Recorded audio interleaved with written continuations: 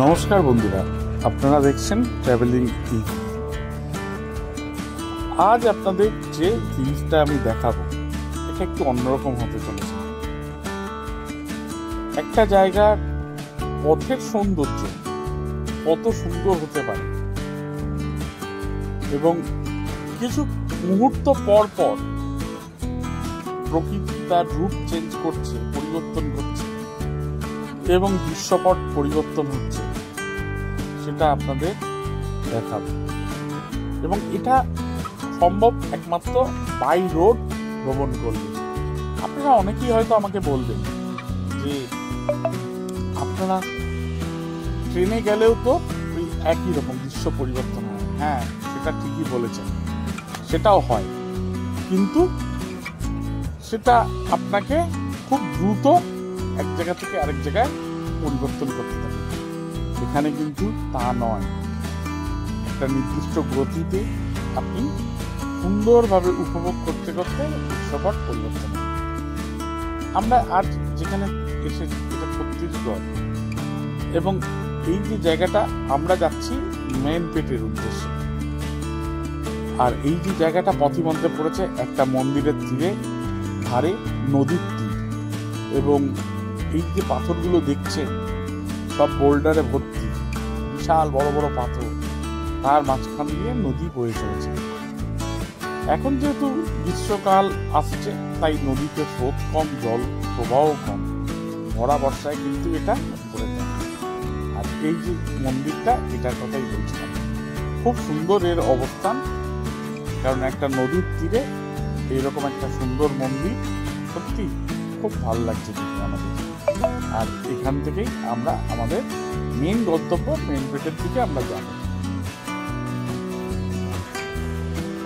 পথের যে সৌন্দর্য গাড়িতে করে যেতে যেতে বা বাসে যেতে যেতে দেখা যায়, প্রকৃতি প্রেমী মানুষদের কাছে এটা একটা অনন্য সুযোগ যে প্রকৃতির রূপ রসকে নিজের থেকে চাক্ষুষ করার যে অনাবিল আনন্দ, সেটা আমরা এর মাধ্যমে পেয়ে থাকি।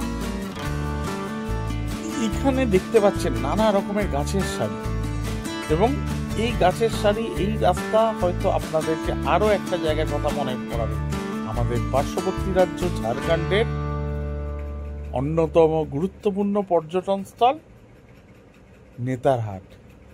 হ্যাঁ বন্ধুরা, নেতারহাটে গেলেও আপনারা এই রকম রাস্তা এবং এই রকম অনুভূতির কাছাকাছি অনুভূতি পাবেন, কারণ দৃশ্যপট অনেকটাই এক।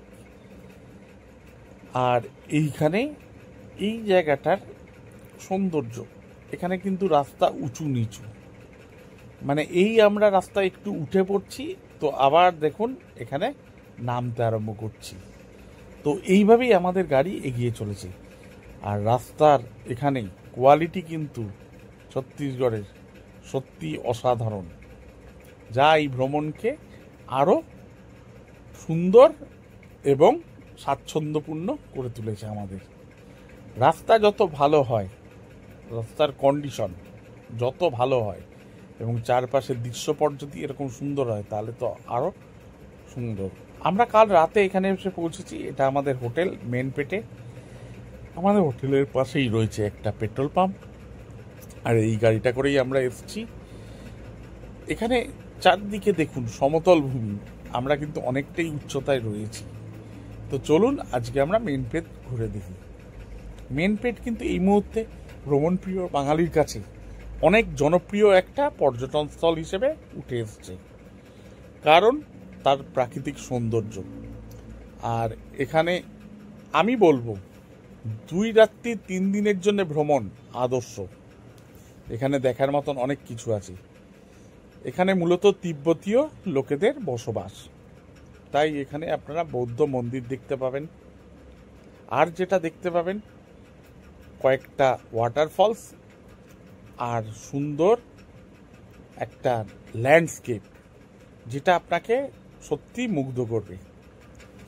এখানে প্রকৃতি তার রূপের ডালি খুব সুন্দরভাবে সাজিয়ে রেখেছে, যা আমাদের মতন ভ্রমণপ্রিয় বাঙালিকে তো মুগ্ধ করছেই, আস্তে আস্তে অন্যান্য সব ধরনের মানুষকেই এখানে আসার জন্যে বাধ্য করছে।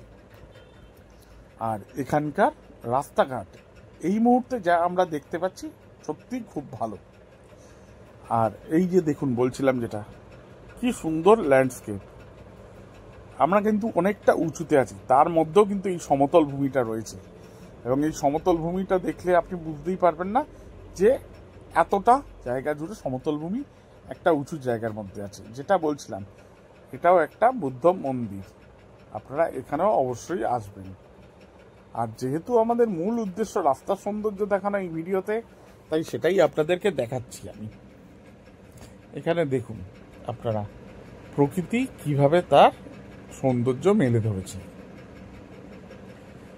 এখানে এলে আপনাদের যেটা সবচেয়ে ভাল লাগবে, যারা নিরিবিলি পছন্দ করেন তাদের পক্ষে তো এটা আদর্শ আমি বলবো। আর আমরা শহরে কোলাহল ছেড়ে এখানে এসে সত্যি একটা আলাদা রকম অনুভূতি, যেটা ভাষায় প্রকাশ করা যায় না। আমাদের শহরে হয়তো আধুনিকতা আছে এবং তার একটা বিপজ্জনক ব্যাপারও আছে, যেটা হচ্ছে দূষণ। আর এখানে প্রকৃতি এত সুন্দর, এখানে কিন্তু দূষণ নেই। এখানকার মানুষ হয়তো আধুনিকতার ছোঁয়া পাচ্ছে না, আমরা তা আধুনিকতার ছোঁয়া পাচ্ছি, কিন্তু এরা তা পাচ্ছে না। কিন্তু এরা পাচ্ছে প্রকৃতির ছোঁয়া, যেটা তাদের জীবন ধারণকে আরও সুন্দর করেছে। আর এই যে জায়গাটা, এটা জলজলি, এখানে লাফালে মাটিটা স্পঞ্জের মতন কাজ করে, স্প্রিং হয়। দেখুন মাটিটা কিরকম স্প্রিংয়ের মতন কাজ করছে। আর এই জায়গাটাও কিন্তু একটা পর্যটন স্থল হিসেবে উঠে এসছে। এখানে আরও একটা জিনিস আপনারা খেয়াল করবেন, যে আপনারা হঠাৎ দেখবেন আপনারা উঠছেন নামছেন পাহাড়ি রাস্তায়, কিন্তু তারপরেই দেখবেন বিস্তৃত একটা সমতল ভূমি, যেটা কিন্তু আপনাকে অনেকটা আশ্চর্য করে দেবে যে এই তো আমি পাহাড়ের ওপর ছিলাম, তো এখানে আবার এত বড় সমতল ভূমি কোথা থেকে চলে এলো। হ্যাঁ বন্ধুরা, এখানে সেটাই দেখতে পাবেন আপনারা। আর পথে দেখেছেন এখানে প্রচুর বাঁদর আছে, জংলি, এরা তো থাকবেই রাস্তার ধারে, এরা গাছের ফল মূল খেয়ে বেঁচে থাকে, তো এখানে এদের অনেক সংখ্যায় দেখতে পাবেন আপনারা। আর এই যে একটা নদী আপনারা দেখতে পাচ্ছেন আমরা ক্রস করছি, এটাও এখন বর্ষা নেই বলে জলের প্রবাহ সেরকম নেই। বর্ষাকালে মনে হয় এখানে জলের প্রবাহ অনেক বেড়ে যায়। আর আমরা যেহেতু ফেব্রুয়ারি মাসের শেষের দিকে এসেছি, তাই জলের অতটা ধারা নেই, গরম পড়তে শুরু করছে। আমার মনে হয় জুলাই আগস্ট মাসে এখানে প্রচুর জল বেড়ে যায়। আর এই যে জায়গাটা দেখুন, এই ল্যান্ডস্কেপটা যখন সবুজে সবুজ থাকে তখন তো আরও সুন্দর হয়ে যায়, তা তখন আপনাদের মনোমুগ্ধকর লাগবে অবশ্যই। এই যে জায়গাটা, এখানে আপনাদের থাকা এবং খাওয়ার কিন্তু কোনো অসুবিধা নেই। অনেক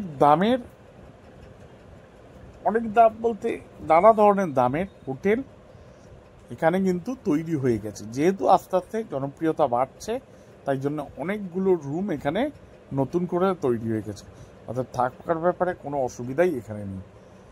তবে হ্যাঁ, যাতায়াতটা মেন স্টেশন থেকে দেখলে অনেকটা দূর। এখানে আমাদের যেমন হাওড়া থেকে বা কলকাতা থেকে যারা আসবে তাদের জন্য কিন্তু রাউরকেলা বা ঝাড়সিগুড়া এই স্টপেজগুলোয় নামতে হবে আপনাদের। আর আমরা এসেছি সম্বলপুর থেকে, যেহেতু সম্বলপুরে আমাদের ট্রেনটা একটু রাত করে ঢুকেছিল, আমরা ওখানে ছিলাম। পরের দিন আমরা দেবরিগড় গেছিলাম এবং হীরাকুদ বাঁধ দেখেছিলাম। আর এই যে দেখুন ওয়াটারফলস, এখানে মানুষ স্নান করছে। এখানেও জলের ধারা কম, আপনাদের আগেও বলেছি, বর্ষাকাল হলে এটা জলের ধারা অনেক বেড়ে যেত। তা যাই হোক, তার যেটা বলছিলাম, আমরা সম্বলপুর দেখে ঘুরে তারপরে কাল রাতে এখানে এসে পৌঁছেছি। আজকের দিনটা আমরা এখানে সারাক্ষণ ঘুরবো, আমাদের সময়ের একটু ব্যাপার আছে, কারণ আমাদের চলে যেতে হবে, আমাদের একটু বাড়িতে কাজ পড়ে রয়েছে, সেই কাজের জন্য। নাহলে আরেকটা দিন থাকতে পারলে আমাদের ভালো হতো। সেই ক্ষেত্রে আপনাদের বলেছিলাম 2 রাত্রি 3 দিন এখানে থাকার জন্য, সেটা সবচেয়ে ভালো এখানে ঘোরার জন্য। আর আমি বলবো এখানে আসার জন্যে